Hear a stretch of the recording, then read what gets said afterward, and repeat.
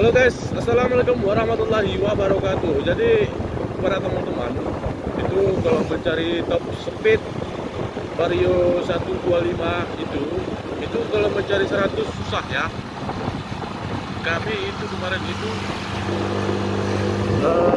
yang ada 90-an, 80, 90, 95. Jadi kalau mencari 100 sangat sulit kalau Vario 125. Sekali pernah kami tes dan kami coba, itu hampir 100, entah 100, pokoknya saya lupa lihat kilometer.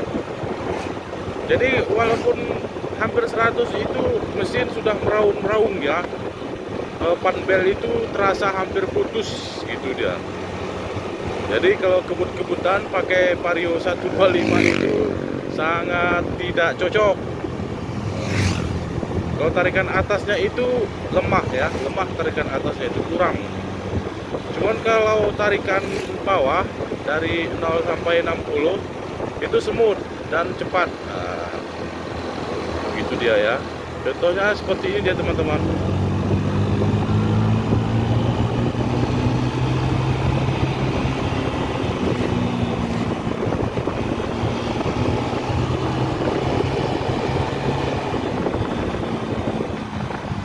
Jadi Vario 125 itu yang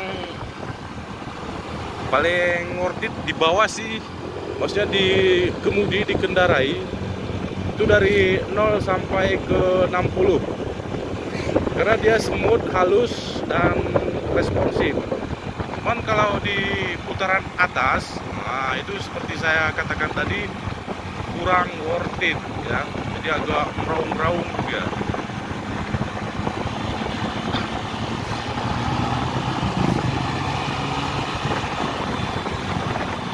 Ya.